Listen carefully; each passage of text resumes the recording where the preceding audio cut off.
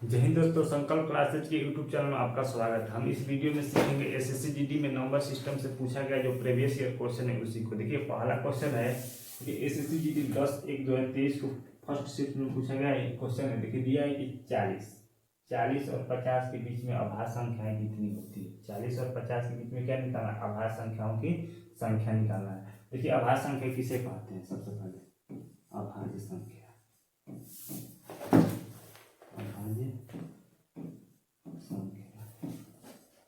ठीक है। अभाज्य संख्याएं किसे कहते हैं? देखिए अभाज्य संख्या का फॉर्मूला तो जिसका दो ही गुणनखंड हो, कितना? जिसका दो ही गुणनखंड हो या जो स्वयं और एक से कटे उसे क्या बोलेंगे? अभाज्य संख्याएं बोलेंगे। जैसे देखिए सबसे छोटा अभाज्य संख्या होता है 2, 2 के बाद होता है 3, उसके बाद से 5, उसके बाद से 7, डॉट डॉट करके इसी प्रकार होता है। देखिए अभाज्य संख्याओं की संख्या पूछा है ना, और कहाँ से कहाँ के बीच में? 40 और 50 के बीच में। कहाँ से कहाँ के?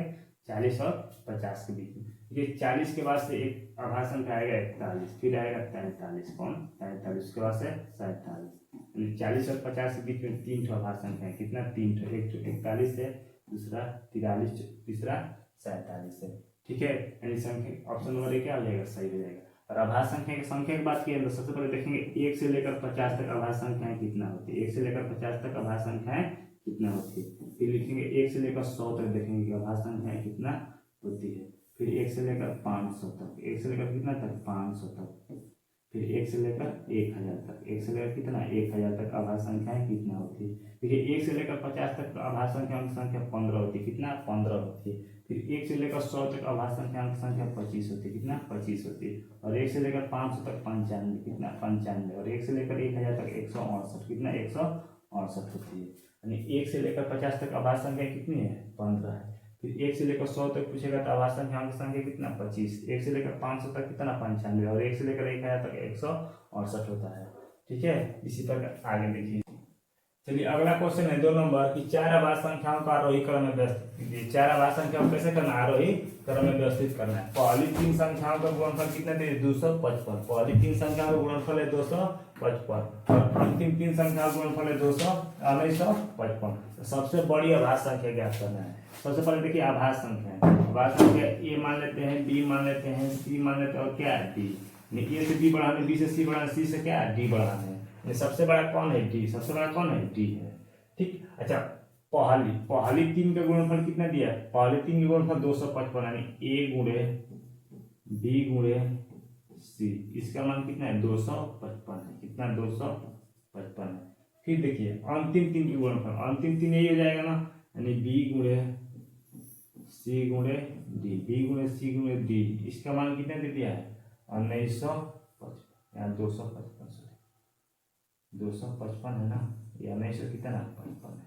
ठीक है, ये सबसे बड़ी संख्या पूछा है ना, सबसे बड़ी संख्या कौन है? डी। डी का मान पूछा है ना, देखिए इतना बटे इतना कर देते हैं, मतलब ए गुणे बी गुणे सी बटे क्या हो जाएगा? बी गुणे सी गुणे डी बराबर कितना जाएगा? 255। कितना? 255 बटे 1955, 1955। ये यहाँ बीसी से बीसी कट जाएगा ना, इधर काटिए 5 से काटेंगे, 5 25, 5 1 5, यहाँ काटिए 5 से 5 15, 45 हो जाएगा ना, 5 9 45, 5 1 5।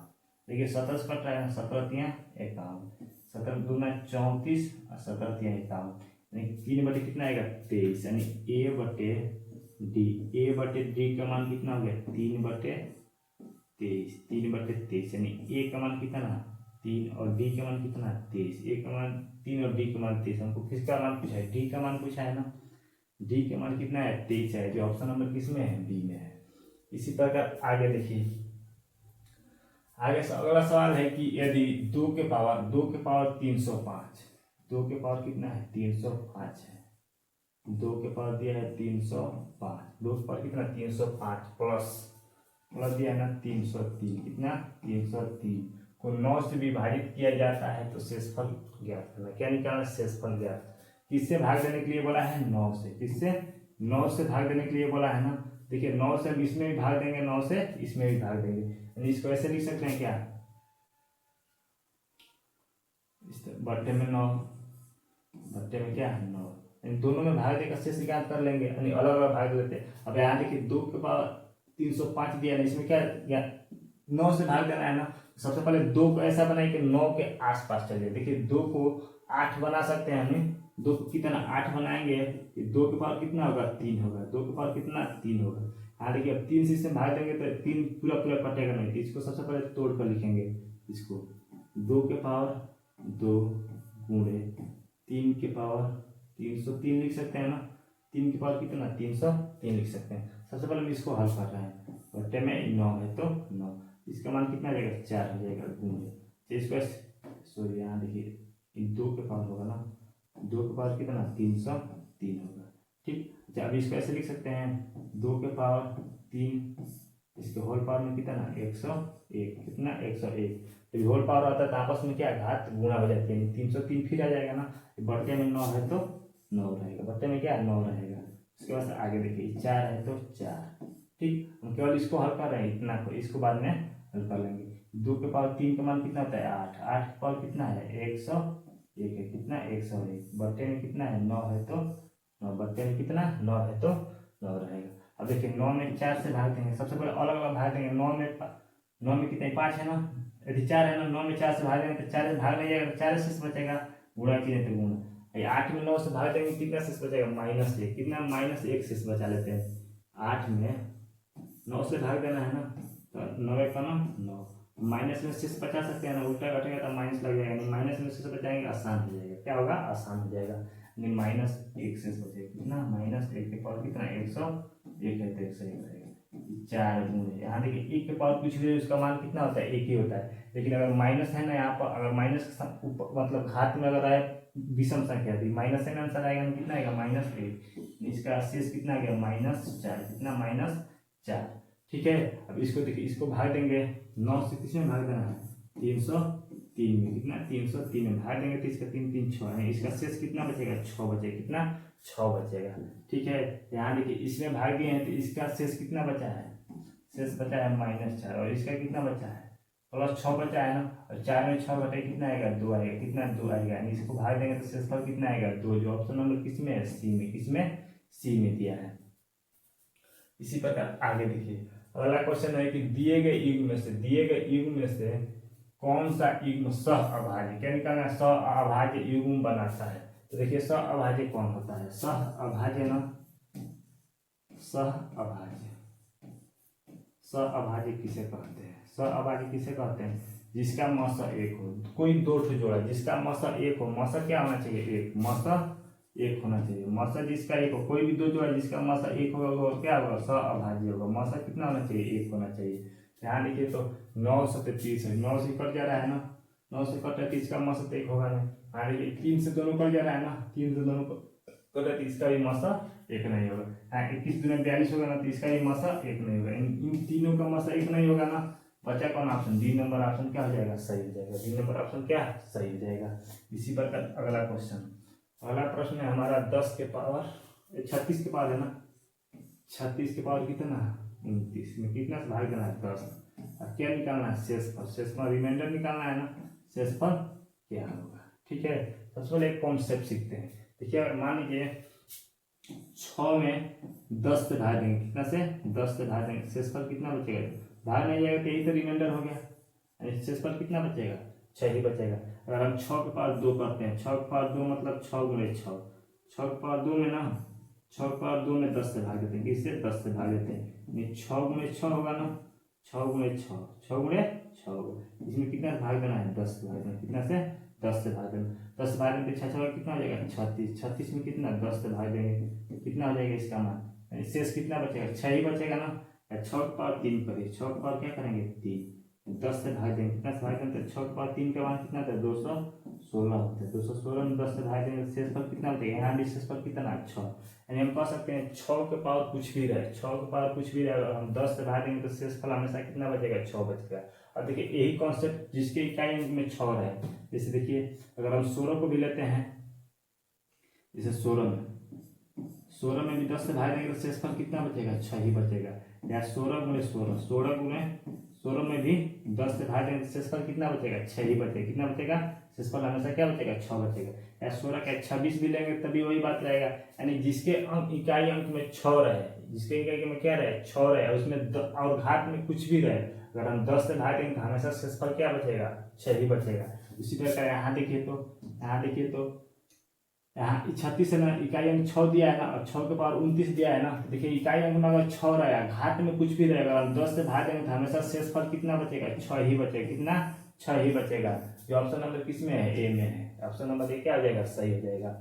इसी प्रकार अगला क्वेश्चन देखिए, अगला प्रश्न हमारा 5 अंकों की संख्या है। 5 अंकों की संख्या क्या क्या दिया है, 3, 2, 0, 5 और 4, यही है ना।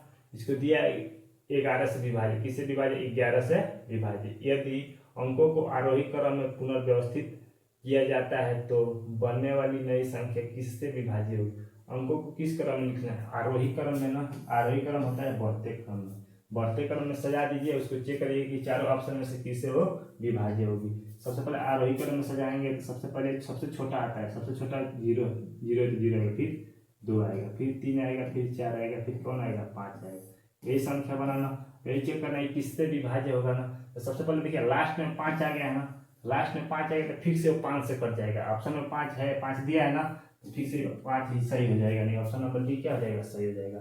अंतिम में 5 आया तो फिर से क्या 5 से कट जाएगा। इसी प्रकार अगला प्रश्न देखिए, अगला प्रश्न है हमारा निम्नलिखित में से कौन सा संख्या है 16 से विभाज्य नहीं है। निम्नलिखित में से क्या निकालना है, 16 से विभाज्य नहीं है। देखिए 16 से विभाज्य निकालना है ना, 16 का विभाज्यता का नियम क्या होता है, 16 से जो संख्या कट जाएगी वो संख्या 8 से भी कटेगी, 4 से भी कटेगी और 2 से भी कटेगी।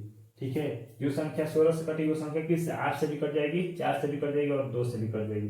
सबसे पहले 2 से तो सब कट रहा है, ठीक है, 4 से चेक करेंगे। ठीक, 4 से कटेंगे, चेक करेंगे। 4 की विभाज्यता का नियम होता है अंतिम 2 संख्या, अंतिम 2 संख्या अगर 4 से कटेगी तो संख्या 4 से विभाज्य हो जाएगी।